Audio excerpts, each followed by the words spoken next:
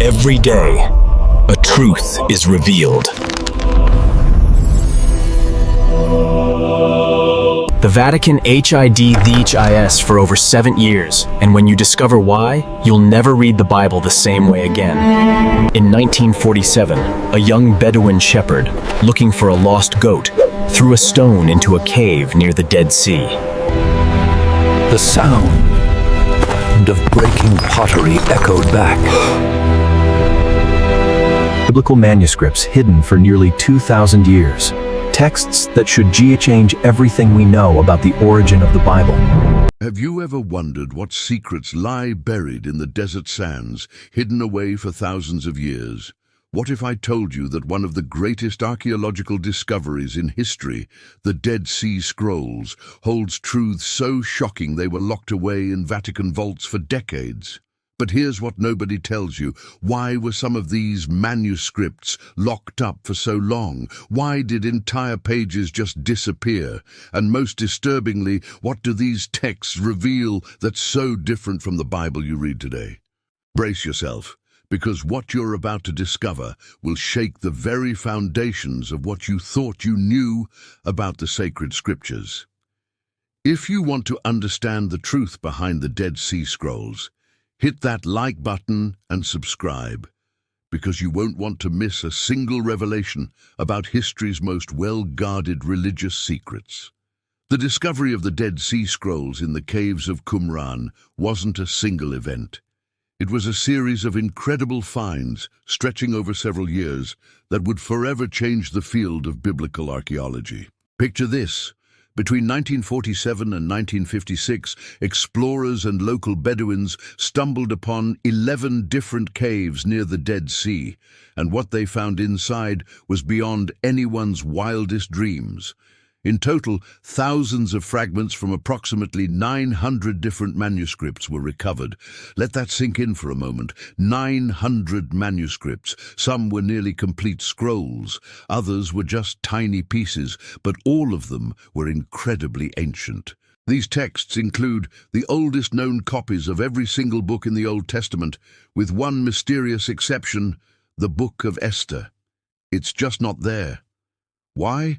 No one knows for certain, and that's just the first of many mysteries. But it gets even more fascinating. Alongside the biblical texts, they found numerous non-biblical works, many of which were completely unknown to modern scholars. We're talking about apocalyptic visions of the end times, secret rules for a hidden community, and prophecies that seem to predict future events with chilling accuracy. These texts described rituals and beliefs that mainstream Judaism had supposedly abandoned or perhaps never even practiced. This brings us to a huge, controversial question. Who wrote these manuscripts? Who dedicated their lives to copying these texts by hand, letter by letter, in the scorching desert heat? The leading theory points to a reclusive and devout Jewish sect known as the Essenes. This was a group so strict, so radical in their beliefs, that they completely separated themselves from the rest of Jewish society. They established a settlement at Qumran and lived there from around 150 BCE to 68 CE. That's over 200 years of isolated, dedicated existence.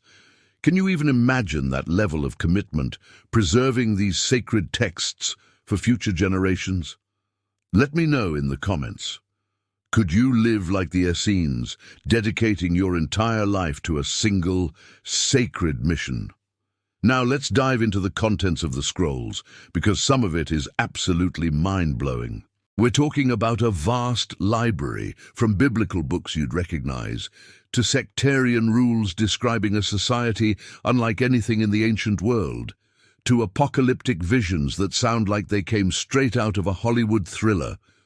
One of the most significant finds is the Great Isaiah Scroll. Listen carefully to this. This single manuscript is 1,000 years older than any previously known Hebrew copy of the book of Isaiah. 1,000 years.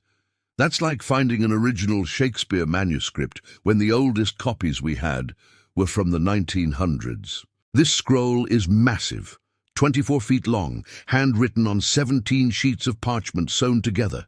Every chapter, every verse, remarkably intact. And when scholars compared it to the medieval Hebrew texts we had been using for centuries, they found it was 95% identical. 95%! After 1,000 years of being copied by hand, the text had remained almost perfectly preserved. That alone is astounding. It speaks to the incredible precision, the dedication, and the reverence ancient scribes had for these words. They treated them as sacred, untouchable, and perfect. But what about the other 5%? Those small variations, a different word here, an alternative phrasing there, might seem minor, but they open up entirely new ways of understanding some of the most difficult passages in the Bible. Those small changes have sparked massive debates among scholars and theologians. And beyond the biblical texts, we get into the really controversial material, the sectarian scrolls. These are the documents that reveal how this isolated community actually lived, what they believed, and what they were preparing for. One of the most detailed is the community rule. This text lays out the strict regulations and spiritual disciplines of the Qumran sect with incredible precision. We're talking about a community with initiation rituals that lasted for years.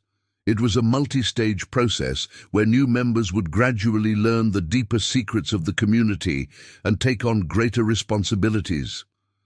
They believed in a mysterious figure they called the Teacher of Righteousness. This leader, they believed, had received divine revelation, understood the true meaning of the prophets, and was guiding them along the one true path toward salvation. Who was this teacher?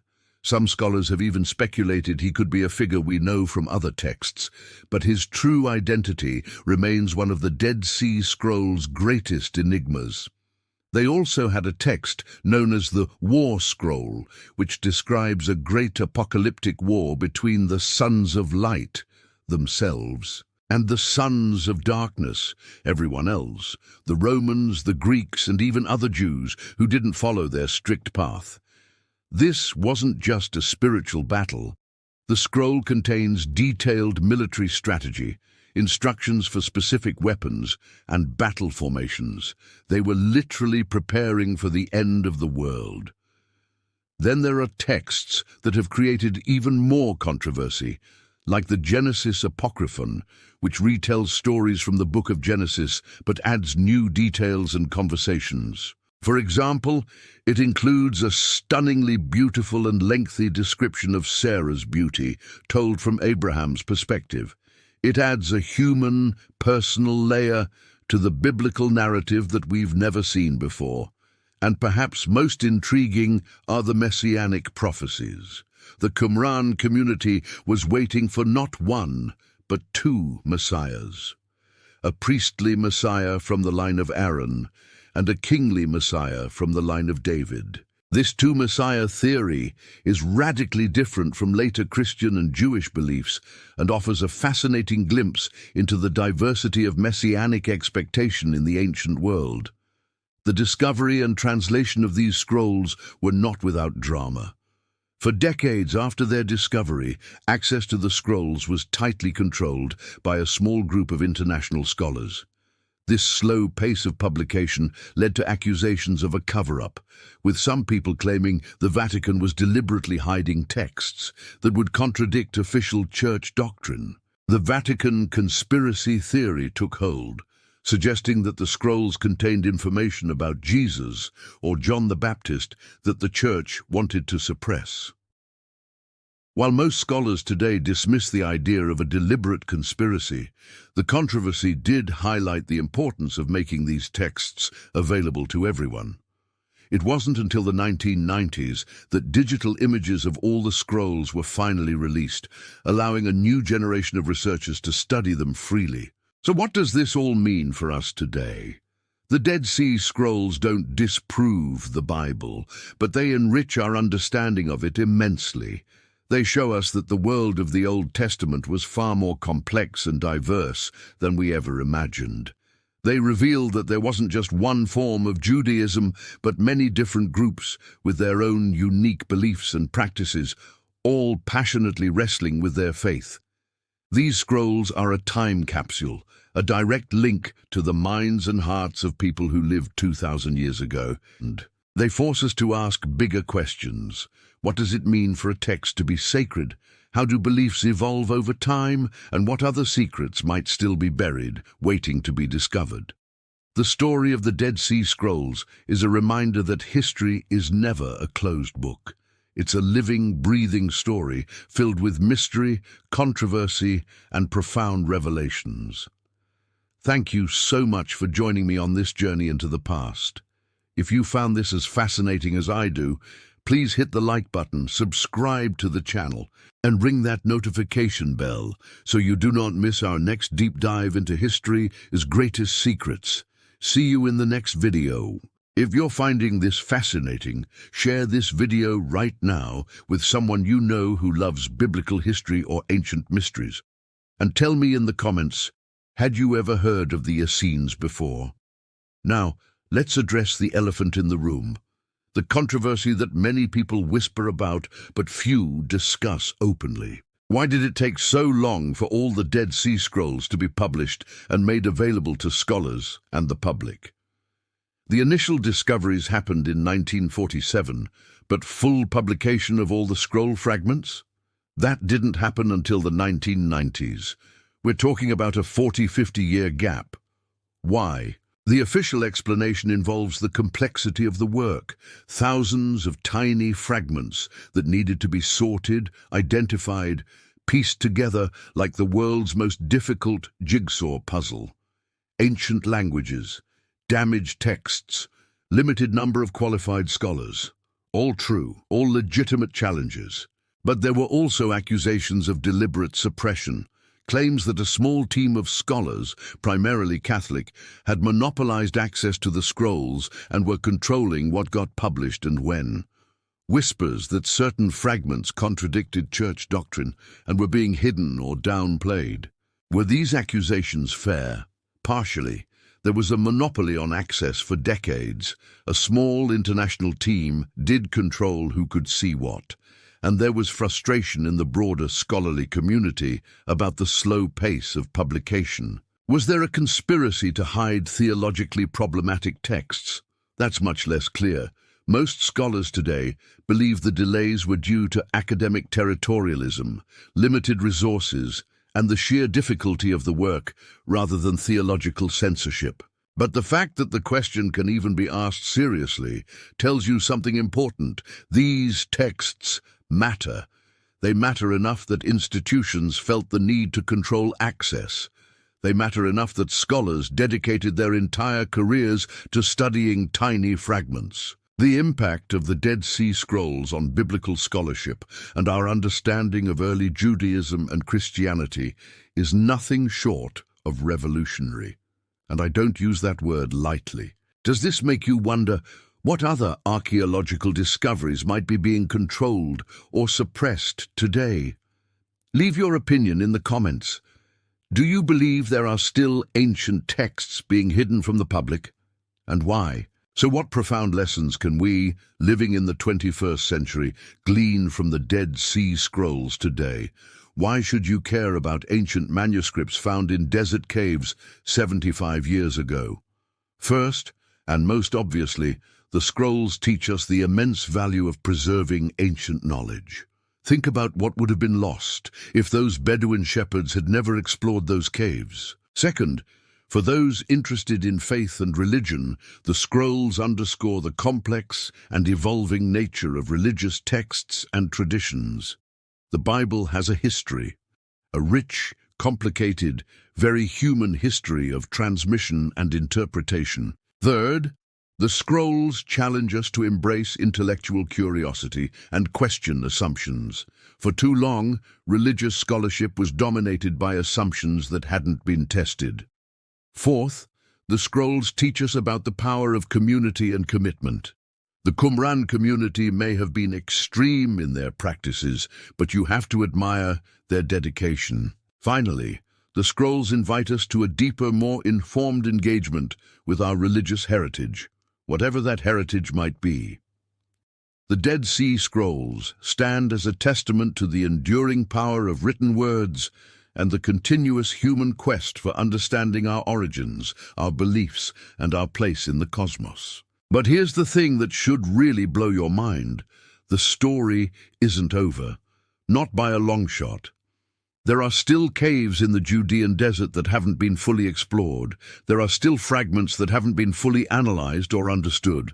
There are still debates raging among scholars about how to interpret certain passages. In 2017, archaeologists announced they had discovered a 12th cave at Qumran, the first new cave in over 60 years. It had been looted in the mid-20th century, but its discovery proved that there are still secrets in those desert cliffs. If this deep dive into the Dead Sea Scrolls sparked your curiosity, if it made you think about the Bible and ancient history in a new way, I need you to do 3 things right now. First, smash that like button. It tells YouTube that this content matters and helps us reach more people who are hungry for this kind of in-depth historical exploration. Second, subscribe to this channel and hit that notification bell, because we're going to continue diving into the most fascinating mysteries of ancient history, biblical archaeology, and the origins of religious traditions. And third, share this video. Post it on social media, send it to that friend who loves history, share it with your study group or religious community. Drop a comment below and let me know. What aspect of the Dead Sea Scrolls fascinated you most? The textual discoveries? The apocalyptic visions? The isolated community that preserved them? The controversies around their publication? Or something else entirely? And if you want to see more content like this, let me know what other topics you'd like us to explore. Ancient Gnostic texts, the formation of the biblical canon, archaeological discoveries that challenged religious traditions, the historical Jesus? Tell me in the comments. Remember, the past isn't dead.